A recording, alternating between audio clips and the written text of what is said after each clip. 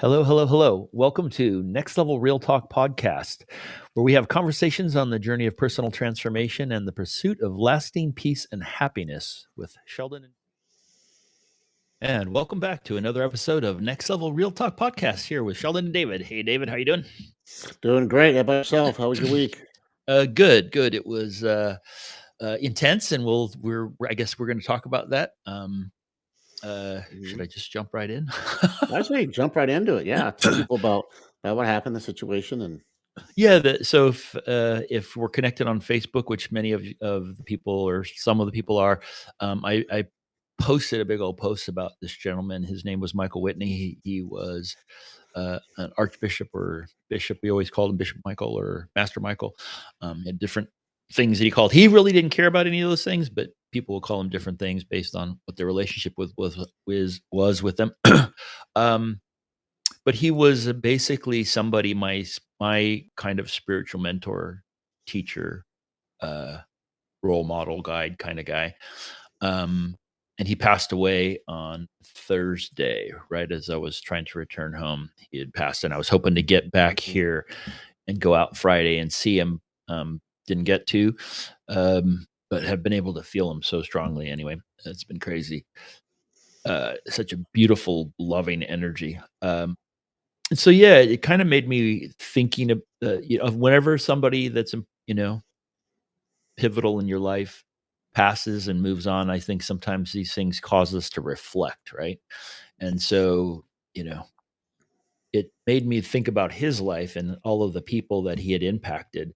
Mhm. He was part of this, kind of esoteric holy order, if you will, and um, was part of that from he grew up Catholic and went into this again, kind of a little offshoot, if you will, um, through the 60s, 70s, 80s, 90s, and all the way through his entire life. But part of what he ended up doing was running these halfway houses that where he worked with people that were dual diagnosed. A lot of them were, and that would my understanding of that. And I'm not, and he had all like masters and degrees and all of the the certifications in therapy and stuff like that, as well as his uh, priesthood ordinations and stuff like that. But he would work with people that were like, if you were a bipolar meth addict, that would be like a dual diagnosis, I think is what they would call it. Mm. So people Okay. that were really, really out there. And these houses, were filled with, it may be in San Jose, like Victorian house with like 8 bedrooms or Mm. 6 bedrooms, and it would have all these kinds of Oh, folks okay. in it. And he would work with them. Okay. And he would do spiritual, energetic work with them. And many times he could heal them completely. They would transform their Mhm. lives to where they could get a job, they could return into society, they could function Wow. based on just this you know, and, and ultimately to me, what it was love. Love heals all things. And if there was Mhm. his capacity to love people unconditionally. Um,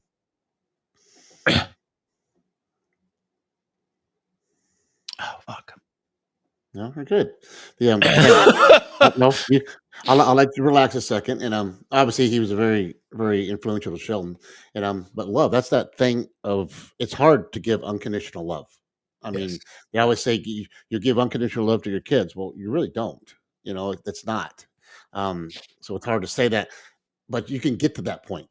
You can give Yeah. that unconditional. It's not always there, but at points it is there. So that's kind of like, and it doesn't have to be like, okay, I have it forever. No, it's like in that situation, do I have unconditional love? Yeah. And that's how you kind of go about it. Yeah, Yeah. the stereotype with parents is like the father's conditional and the mother's more unconditional. The mother will love Yeah. the kids no matter what, and the father won't. That kind of the Yeah. father's like, "You better be good," or whatever, right? Hmm. Yeah, and that So keep capacity going. Hmm. to love without any condition whatsoever is to me Hmm. something that is, it makes me emotional. It's mind-boggling to me because it's and they always say that that kind of love is beyond the capacity of your mind to comprehend. Like, Yes. you can't understand it, Huh. but your heart can embody it, your heart can feel it and to radiate it and to be that. So that's the whole point of a lot of the meditations is you get out of your mind and into the heart. The Hmm. heart has the capacity to know God's love. The mind cannot comprehend it. So the mind becomes the block. Yeah. The heart is the receptivity of that. Um, And you get we all give love, Yeah. but there's always something in there that's like, well, what about not what Yeah. about why I love them if not, no, it's just like there's always a piece of something that doesn't let you have that unconditional love, Yeah, which is it's life. And so usually it's, you kinda know, transactional. Romantic love is often, "If you give me this, I mhm, give you that back," and all that kinda stuff, yeah, right? So, there's all kinds of teachers and people out there that get into the details of what that is, right?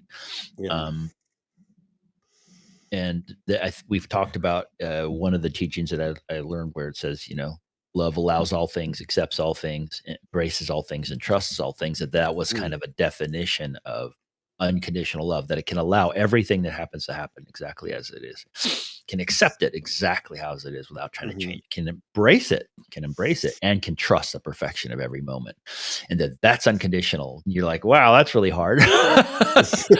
Right? Especially when things that aren't going the way you want them to, right? You're like, "Yeah, I wanna change that," and can you get in that place and then and then move forward, right? And we talk about that, right? Dropping down into Mhm, the heart, finding that place of peace, and then moving forward. You can direct yourself and choose a mhm, direction, but you have to first be in that place of peace where you've accepted what is, and then you're moving. And so that's what we've talked about many times. And Bishop Michael, that was one of the things that he did so beautifully was he could do that. And if you were talking to him or you asking him questions and it was in like teaching mode, that man had this ability to accept you where you were, and it was like he would just mhm, go, "Oh yeah, I get that." And he would even make it like you're teaching him, like, "Wow, that's great. I never thought about it like that. It's beautiful, blah, blah, blah." And he would actually mhm, validate you and make you feel like you just taught him something, but then he would kind of lift you up and he would guide you up to a different way of looking at things. Or, mm, he was, and he did that with people that were dual diagnosed that literally sounded like they were mental because they were. mhm. You know what I mean? Like Mm. in Well, our level. he would sit and listen to him. Oh my He gosh. he would open up, listen to him, and then just well, I don't know him obviously, but from what you're saying, that's such a good thing. What we need to do, we've talked about it before. You need to sit and listen to him, Be listen present. to the whole conversation, be Yeah. present, and Can just you go, "Oh, okay."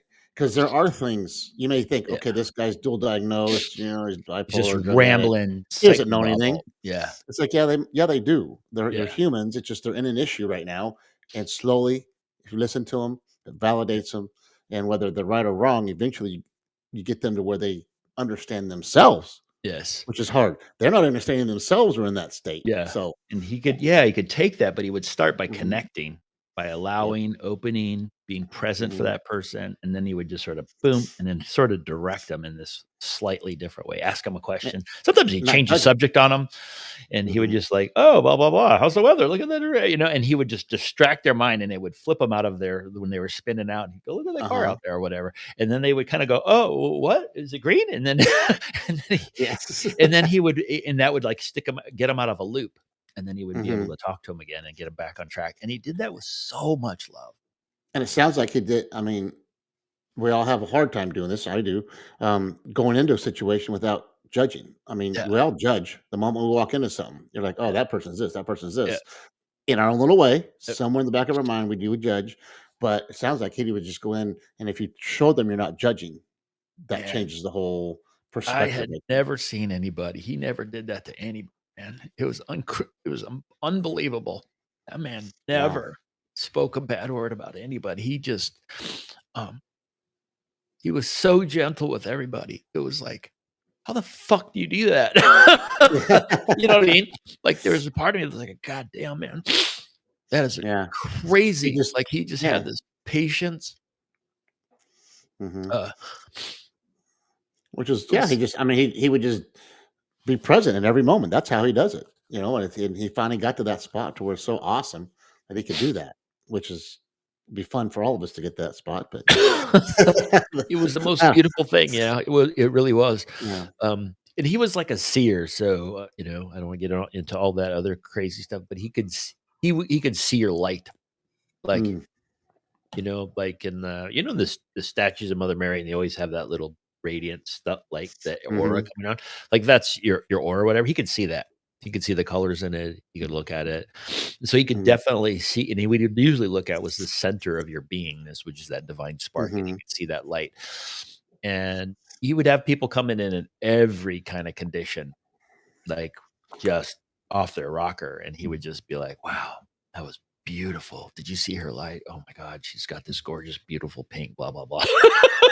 And he would just talk about on how beautiful. So it was kind of like he saw beyond all the external manifestation Mhm, of the humanity of this person, and he saw the divinity of them always. And he would always talk to that. So he had this ability because he could see it. And he was mhm, like, yeah, that's why it says, blessed are those who cannot see and yet still believe. He's like, because mhm, when you can see that light, you know it's there. And you don't have to mhm, have faith because you can see their divinity. You can see their beauty. You see the face of the Christ within that, your brother. And he goes, and when mhm. you see that, you know it. That's what you're acting on. He goes, but when you can't see it, now you got to trust. Yeah. Right. And so Mhm, that's why you're blessed. If you have faith, if you can't see it and you still have faith that that's there, that's you're working on faith. And the mhm. goal is to elevate to where you can see it. Then you don't have to work on faith anymore. Um, but that was the whole point of that particular statement. Yeah, you still Yeah. have faith, but yeah, but Yes. now you can see different things. Like, Yeah. I mean, in a whole different world. I mean, like for me, I don't see things, but there's little things that happen in my life that are like, oh, I see that. I have faith in God, but I see little steps that are like, okay, this is what He did for me. I mean, I see it and feel it, but it's not like, you know what I'm Yes. saying. So it's, Yeah. The it's not Him doing it to me. manifestations of Yeah. that of So like miracles, if you will, right? That yeah. manifestation of those happen in Mhm. different ways and different forms for different people, Exactly. for all of us, right? Yeah. Um, So. but yeah, so I don't know. It just kind of makes you think about your life on a deeper level and what does it Mhm. mean, and why, kind of like gee, if I could touch some people like that, what a beautiful thing that would be. You know what I mean? And So. um, So go ahead. I think, okay, just let's kind of keep him and say, how do we go towards that? Obviously, I don't think we aren't all going to be like him. I mean, we're not going to get to that level. But how do we kind of do that? And we talked a little bit already about just being present, just Yeah. being there for that person, and the moment you start judging, okay, let's just say Sheldon and I in our conversation. Sheldon's with me. I'm that bipolar. I'm that drug addict. And instead of going, God, man, this dude's just freaking crazy. He's going off. What's Smithers talking about? Instead of judging, because that's a judge right there. You are Hmm. immediately judging that person. Like, what are Hmm. you doing? You're being weird, dude. It's like, okay, so instead of going there, somehow find a way to be present and go like, okay, what's he going through? How do I put myself in there? You cannot empathize with me because you're not in my space, but you can go, how can I get to that person? How can I talk to that person and make them feel safe Yeah, and in the conversation? I think that my I think that our capacity to hold space for another is directly related to our capacity to hold space for ourselves. And I like that. Okay. so that is the thing that we so often overlook is oftentimes we're the harshest judge of ourselves. Like if Mhm. somebody screws up, you go, "Oh, that's okay. That's just, they had a bad day." But if you screw up, you're beating Oh, yourself up for months and for they're lifetimes, for horrible. years, You're the right? worst person in the world. I Yep. can't believe you did that, blah, blah, blah, blah, that kind of Hmm. thing. So the mental, which again is why meditation is so powerful because it helps to shift Hmm. the relationship to those thoughts and to help you to get out of them and connect into the heart space and all that. But Okay. I like that. So the so to begin, capacity you got to to hold you have to space start for doing yourself. hold space for yourself. And then Yes. from there, once you're with someone in present, you can start holding space for them. Yeah, and So, and the Buddhist expression that compassion arises naturally, compassion arising naturally. In other words, oh, I'm supposed to do the right thing, so I'll be kind to this person, and I'm going to sit there and act kind, but really mhm. have judgment in my heart, which is that whole thing we were talking about before we started recording. That your actions, what was it? It's like, Oh yeah, how do we say? Of course, we talk about stuff, we forget things. Your actions are not what make your actions are who you are, but they're not the ones that people will know you for. No, that's not how we said. Like we're talking about actions getting into heaven. It's yeah, like we're saying, like, your acts are not going to get you into heaven. It's your faith and it's your um. You could do all you want to do and say, "I'm doing all these wonderful things. Oh, look at me, I'm doing so good. I'm gonna go to heaven." And then it's like you get there, and God's like, "Well, that person on the side of the street that you just walked by and said yeah, something bad yeah, to, that was me. That yeah, person that needed yeah, shelter, that was me. So yes, you ignored me." So right, it's all how you are doing your acts and what are you which doing them to get praise? Are you doing them to get credit? Are you doing them out of the kindness of your heart right, and in yourself? right. So, Which is what I always say, it's not what you do. We've been saying this in the show, right? It's not mhm, what you do, it's where you do it from, that's where you do it right? from. It's not the Mhm, action that you're doing out there in the world. It's what is the what is the spark from which that action is emanating? And if it's from yes. love, then it will arise naturally. And the Mhm, more that you can get out of your head and connect into here, those things just come out naturally. yeah, And that's what in Buddhism they say compassion arising naturally, not because, oh, that's the right thing to do. I should do it. Society yeah. wants me to do it. Or I'll It look good doing it or mhm, whatever, because then it's not coming from the right place yeah, of sincerity in and your heart. and it doesn't have anything to do with socioeconomic or anything like that. I mean, Yeah. I Yeah. can't put myself, okay, I'm just gonna put names, don't do anything political. Okay, I can't put myself into Bill Gates or Elon Musk's or um, Bezos' world, or I'm gonna go deeper. Bezos' wife, I forgot her name. Okay, I'm gonna use her because she's a great one. She has given away so much money to so many people. Okay, out of Has the, she? I didn't know that. oh my gosh, it's incredible. 'Cause she got half of Yeah. everything, she's like, Yeah. "I'm giving away." She gives away tens of millions of dollars at a drop Yeah. just to help organizations, Uh, needy causes and all that. It's wonderful, and I'm sorry I'm forgetting her name, but that's my brain. But so using her, like, I can look at her and go like, "I can't do that. No, I yeah. can't do that because I don't have that kind of money, but I can go and help this one person that needs one small thing. Maybe they just need me to go do their yard one day. You know, Yep. that's me helping in my own way. I'm not the billionaire, trillionaire that has the money to go and give to organizations and to people, but I have the effort and small amounts of money, and I have hands and body and good health that I can help people other ways. So that's Mackenzie where Scott. that's it, Mackenzie Scott. Yep. So, I mean, look her up, see what she's doing, man. People, I will tell you that's so you can't judge yourself by going like, "Oh, I can't do that." Well, yeah, you can in my little world. So, we all tend to think like, "Well, gosh, they got this."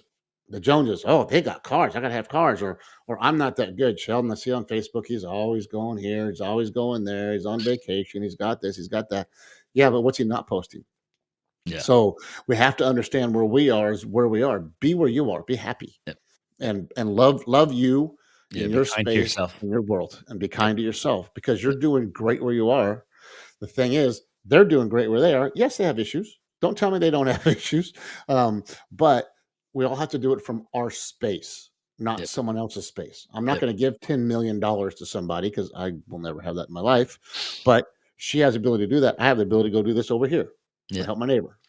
Today, I'm gonna go help my neighbor today. That's what I'm gonna do. That's the one thing that God says, "Hey, you know what? You went and helped your neighbor today." Oh, I didn't know that. Yep. You know, but that's within my heart.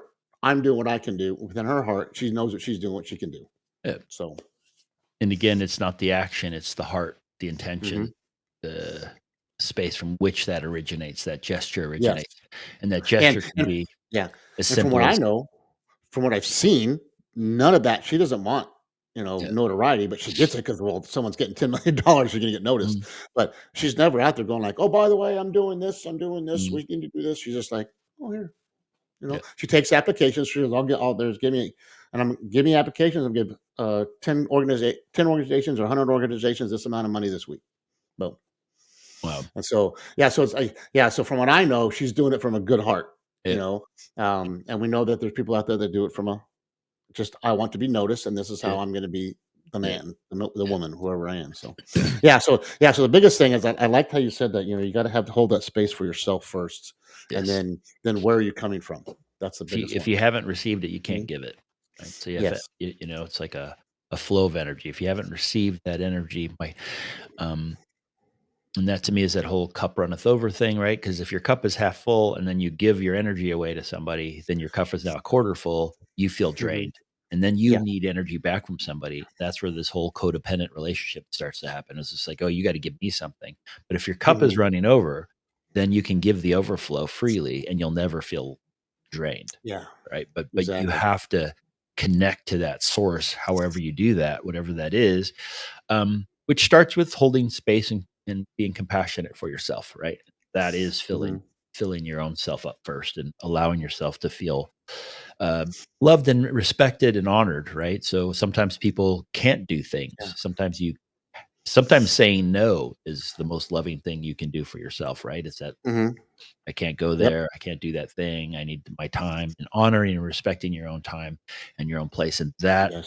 And then when you are going, you're present. You're there. Yeah. You want to be there. So you're happier. All those kinds of things. It's so simple, but it's so hard. It's hard to do because it's hard to Hard say to do. no. You don't wanna say no. Yeah. I mean, I did that as we talked about in previous episodes, I did that at work. Hmm. I just said, "No, I can't do this." Yep. I can do this, this, and this, but that's not a job I'm doing. Yeah. And there was one that came up this week, and my assistant, she looks at me, I said, "No, we're not doing that." And it was someone else that said, "You do this." So they wanted me to do a job. They wanted me to do their job, basically. Okay. And I was like, "Well, send those to me. I will print those, and we will cut them, laminate them, and cut them." It's like, "Well, I don't have them done yet." It's like, "Okay, then when they're done, send them to me." Basically, that person was trying to get me to say, To "Okay, hey, finish tell their you what, job, then do it. I'll make the things for you, then I'll print them." Then it's like, "Nope." I looked at, and when that person left, I looked at Lily, and she goes, "Good job." She goes, "We are not doing their job." And Yeah. and so her and I are both in that stand our ground. Not, I hate to say it that way, kind of aggressive, stand our ground, say no. We need to say no at Yep. times. We're not being mean, but we got things to do in our own world. We can't do your job. And so in that, some spaces, no is a hard thing at first, and you're going to be like, what do you call it? Anxiety. There's going to be some anxiety in you, but that no, once you say it, and that other person, because we fear that person, when you say no, like, oh, they're going to hate me. It's like, no, they'll be like, oh, okay, I get it. You're busy. Mhm. And you're like, well, that was easy. And they respect you, you respect them, and now you respect yourself, Mhm. and everything's good. So, because you've come Yep. into your own space now. So, Beautiful. So, anyway, I don't know. I feel like, you know, it's there are people, and we can all be that person that can be hmm beacons of light, I guess is what you would call it, right? hmm A yes. a beacon of light, and it doesn't mean you have to go out there and, like you were saying, give $10 million away or touch 10 million people or 1,000 people, you know? It can be your Exactly. neighbor needs a hand with their groceries or whatever, right? Just those tiny acts of kindness, um, I got a story on that. and gentleness and loving hmm compassion for yourself, and then that becomes extended out, and then that can change the world, and I think that that's what we need more of in the world, especially when you see Yeah. the politics and all the craziness, right? That hmm people start, "Oh, if you're in the wrong party, you're an evil human being," that kinda thing, right? How do we Yeah. shift all of Really that? become polarized. Yeah, so There's that's what he was to me, was this beacon of this light that was so beautiful that it makes me, like, almost so humbled and in awe, and makes me wanna cry just thinking about how beautiful that soul he was to so hmm many people, but we don't have to sit there and, "Oh, I gotta be all like that Revel," but yeah. how can I So, be kinder? Go ahead. real quick, I got to Yeah. have you ever heard of the starfish story? No. Um, so there's a guy walking down the beach, and all he's walking, he sees all these starfish are washed up on the beach. Well, they need to be in the water. They can't be on the beach, Yeah. right? So he takes a starfish and throws it back in the water. And he's walking, takes another one, throws it back in the water. And there's thousands of them. And he's just walking along the beach, and someone goes, "What are you doing?" He goes, "Well, I'm putting the starfish. I'm saving the starfish's life."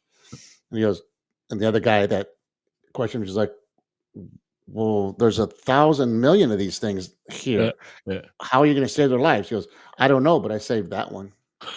So that's like, basically, that's like touching a life. Like, Yeah. yes, there's 1,000 million trillion people out Yeah. there. Yeah. Did I affect that one? Oh, I changed that person's life, or I gave them something good, or I gave them Right. positive energy. Yeah. I Yeah. worry about that one, and then the next one, and then the next one, and you never know. It's not like, okay, I'm gonna go out and touch a million lives. Yeah. That's not what your mentor was gonna do. That Yeah. wasn't his plan. Yeah. Okay, at age 20, I'm gonna go out and touch this many people's lives by the time I die. No, we don't do that. It's all of a sudden you become like, wow, I took care of that. I took care of that. I took care of myself, and it slowly grows. Yeah. So don't, like you're saying, don't try to go out and get that big group. Just be you. Be Yeah. that one person that touches that one starfish. You Reminds know. me of your mom, So ah, yeah. She's just such a sweetheart, sweet soul, right? Yes, it Touched a is. bunch Oh of my people, god. but just in the course of her life. She didn't go out Yes. trying overtly to Mm-mm. do stuff, right? She just did her. She just was her. She was Um, just so sweet, gentle, yep. and Yep. at my stepfather's funeral, seeing all the people that came there, and we were getting in. It was like she was a star. we were getting into the car, after the funeral, going to the gravesite or whatever we were doing. So many people coming up to the car. Yeah. I'm like, are they getting her autograph or what? I mean, just so many people coming up and just wanting to hug her, wanting to, I'll say touch her, but just give Yeah. her love. Yeah. I'm going like, wow, Yeah. look at all this love that she's getting back from the love that she Yep. gave. Yep. I mean, but I was blessed. I didn't get to see it. Whew. Because she was my mom. I saw it, but all of you got to witness, like, wow, that woman was wonderful. That woman was Yeah. wonderful, which Yeah. I knew that Yeah. from a different But it's perspective. different when So, it's your mom, right? "Yeah, mom." yeah, She's still this mom. right. Yeah, she's still a mom, but yeah, that's exactly it. You don't go out planning that. None Yeah. of us Yeah. should. So, but yeah, so that's I mean a little homework. Are we ready for some homework? I don't know Yeah. where you. Yep. Yep. I Yep. love how you're talking about your buddy, man. I just that's I wish I could have met him. I really do at that point, hearing who he is. I have my glasses here somewhere. What do they always say? I can't find my glasses because I need my glasses. They're on your head. Um, yeah, usually that's where it is. That's why I'm talking on the phone. One is to be present, and with that being present, you got to hold space for yourself, and then you can give out that space and hold space for the others when you're there. Give out that compassion. So you got to take care of yourself. Once you do that, then you give it out because you cannot give it out if you don't have it. Um, so being present and holding space for you and the other person. Um, no judgment, and come from a good space. So where are you coming from? Yep. So when you do anything, where are you coming from? And it sounds like that's where your mentor is coming from. You just Yeah, went being from kind. being Let's kind. let's be a Yeah. little kinder to ourselves and others around us. hmm that's going to be my goal this week. There's some things that I've done last week, kind of like cranky. Yeah. It was a great week, but I just kind of got something. I'm like, yeah, you stop that. And so I Yeah. need to hold my space and Mhm. then come from a good spot from doing other things. So that's a goal for And everybody out there. I think that's a wrap, right? We'll keep it short and sweet. Yeah. Trying to line up some interviews. So if you know anybody, definitely, if you could Yes. Let us let us know. know. Um, Yeah. and remember, Definitely like, like it. Like subscribe, it. Yeah. subscribe, Yep. share. That means a lot to us. So we appreciate you. Um, hmm yeah, and that's a So wrap. everybody, hope you have a great week. And Sheldon, send in love. Because I know that's a hard time going through, but sounds like he gave so much love that the love is already there. So that's Yeah, awesome. it's beautiful. Everybody have a great week. Keep that smile on. And hey, if you're still listening to our podcast at this point, we would love it if you liked and subscribed, and most importantly, shared this information or this podcast with a friend of yours, and also commented for us. It would really help us. So it helps the algorithm. So we would love it if you helped us reach more people that way. Thank you so much.